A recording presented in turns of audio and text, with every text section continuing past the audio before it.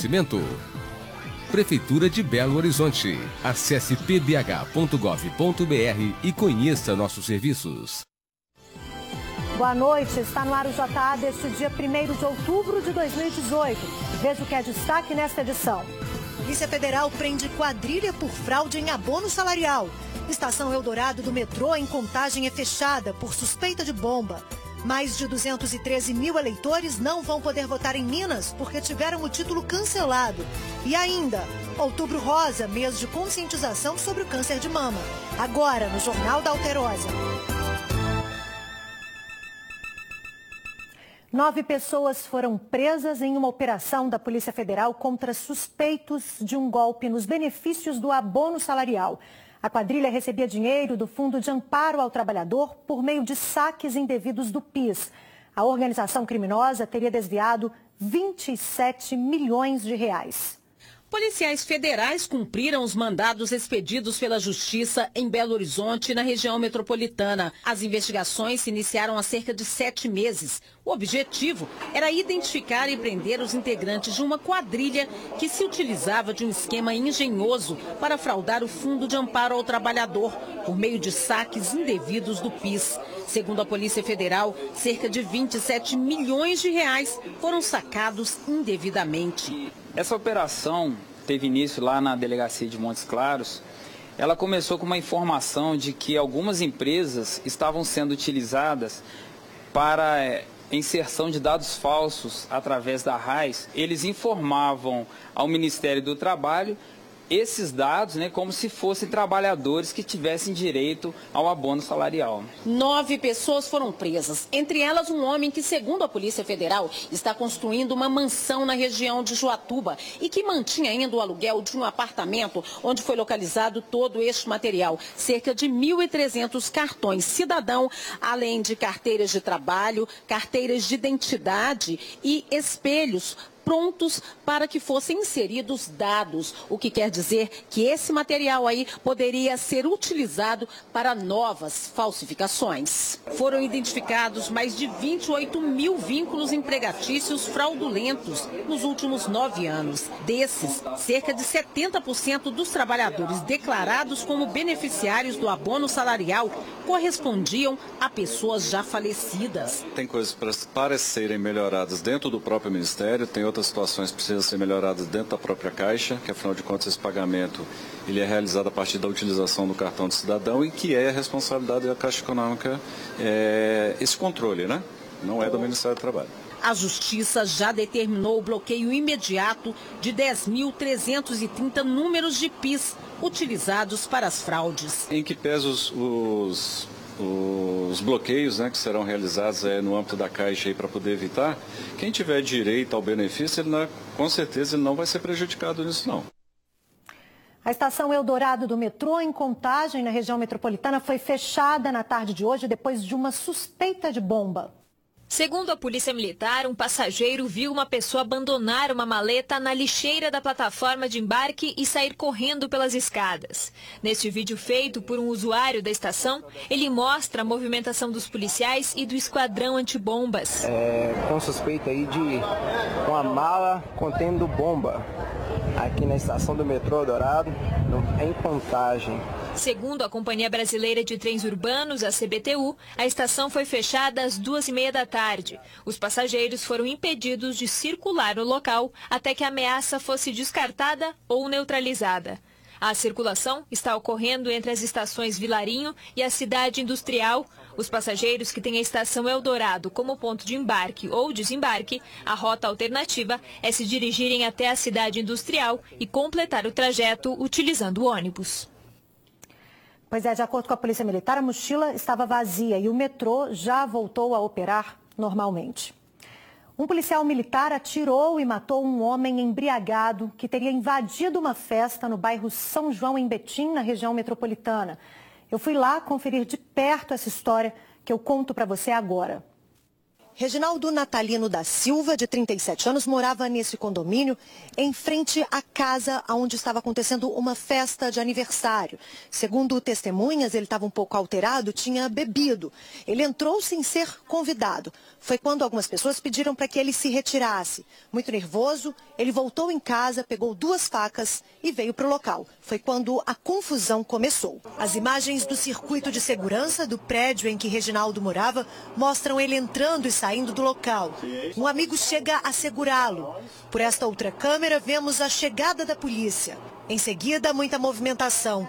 Não é possível ver o que acontece, apenas o momento dos disparos.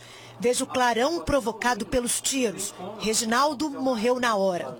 Momento que a viatura chegou, tentou parlamentar, a verbalização não surtiu efeito. Momento que foi utilizado material de menor potencial ofensivo, IMPO, o vulgo spray de pimenta. O indivíduo se desvencilhou dessa imobilização e tentou golpear um dos policiais militares com uma faca. Momento em que, para cessar essa injusta agressão, o seu companheiro de patrulha efetuou os disparos de arma de fogo e cessou o intento criminoso aí. Para a família, a ação da polícia poderia ter sido outra. Não entendi a quantidade de tiro que eles deram nele. Eu quero entender isso, porque é um absurdo.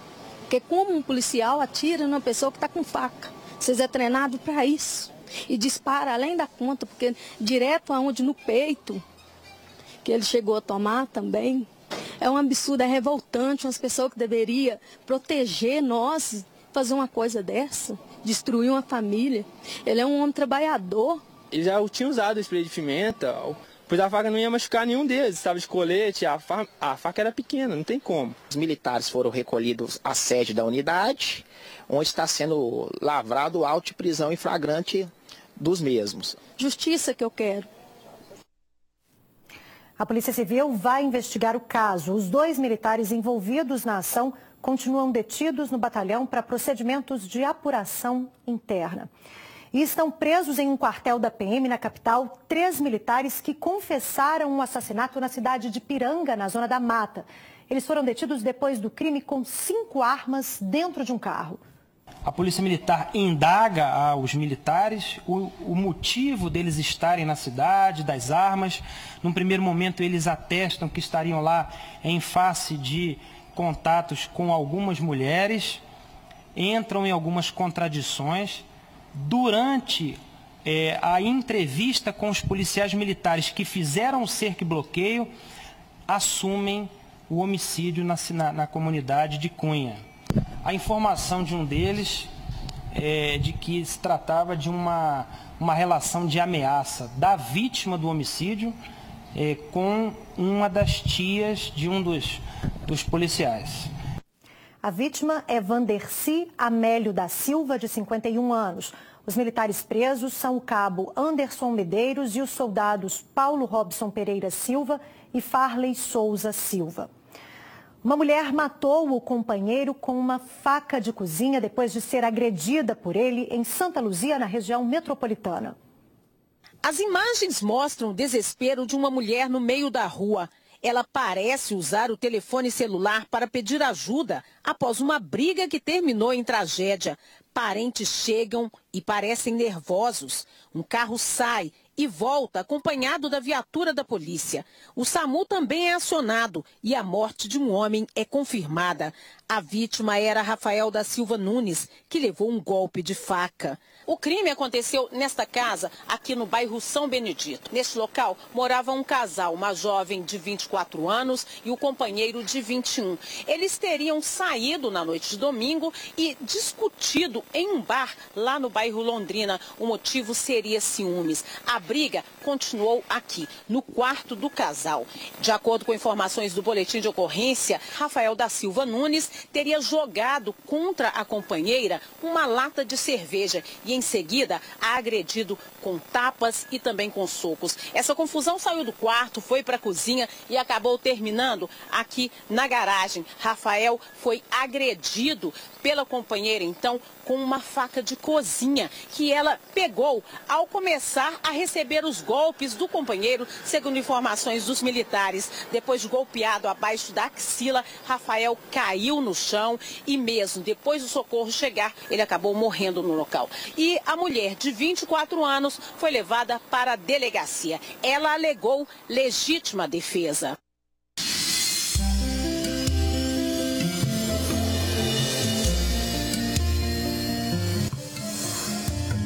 O tempo fica nublado, com pancadas de chuva e trovoadas no sul, sudoeste, Campo das Vertentes e Zona da Mata. Nas outras regiões, céu parcialmente nublado com névoa seca. Em Belo Horizonte, mínima de 18 e máxima de 28 graus.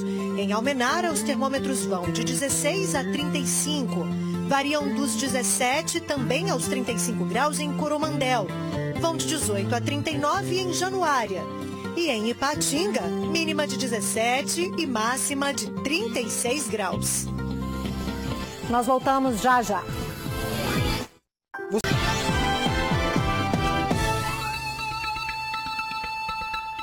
213.172 eleitores de 4 cidades mineiras não poderão votar nessas eleições por não terem passado pela revisão biométrica obrigatória entre 2017 e 2018. O recadastramento ainda não é regra para todas as cidades do estado.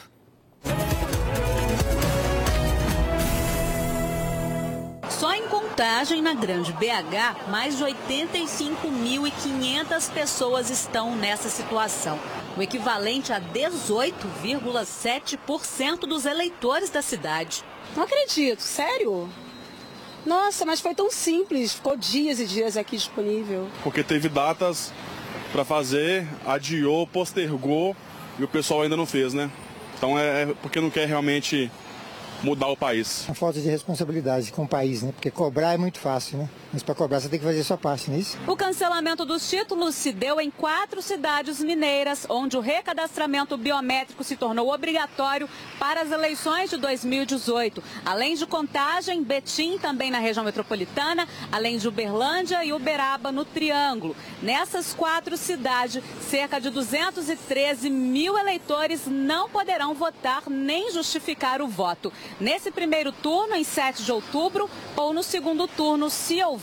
O eleitor dessas cidades que não compareceu no prazo correto, até 9 de maio desse ano, ele não tem mais o seu título e o seu nome não estará no caderno de votação. Então, o comparecimento no dia da eleição é desnecessário, é inútil, o nome não estará lá, ele não poderá votar. Ele deverá procurar a Justiça Eleitoral imediatamente após a reabertura do cadastro, que se dará em 5 de novembro deste ano. Mas atenção, porque tem muita gente fazendo confusão com a notícia. Como a dona Fátima, que não fez o recadastramento biométrico, estava pensando que não poderia votar. Eu estava mexendo com mudança, essas coisas todas, e não foi possível, eu perdi. Só que ela é eleitora em Belo Horizonte, cidade que já até abriu o prazo para mudança, mas onde ainda não é obrigatório votar usando a biometria. Nesses locais, como BH, ainda pode votar levando o título, documento de identidade e até o título de eleitor digital. Então, eleitores de cidades onde a biometria não foi obrigatória podem votar normalmente, mesmo que não tenham feito a sua biometria. Pois é, entramos na última semana antes do primeiro turno das eleições, no próximo domingo. Você já sabe a ordem da cédula de votação? Primeiro são os votos para deputado federal e estadual, depois os votos para os cargos majoritários. Veja no comentário da cientista política e repórter especial do Jornal Estado de Minas, Berta Macaron.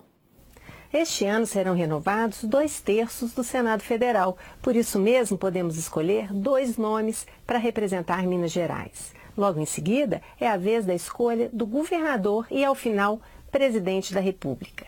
Exatamente por ser a eleição que mais desperta o interesse e a atenção do eleitor, o voto para presidente é colocado ao final da cédula.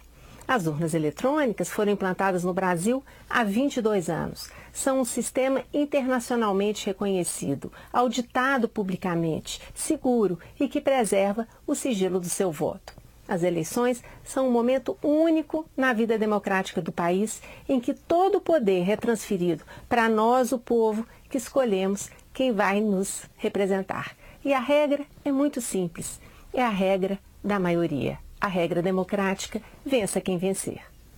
Daqui a pouco, mulheres na luta contra o câncer, cheias de histórias de superação, ganham um dia de beleza em Belo Horizonte. É depois do intervalo, não saia daí.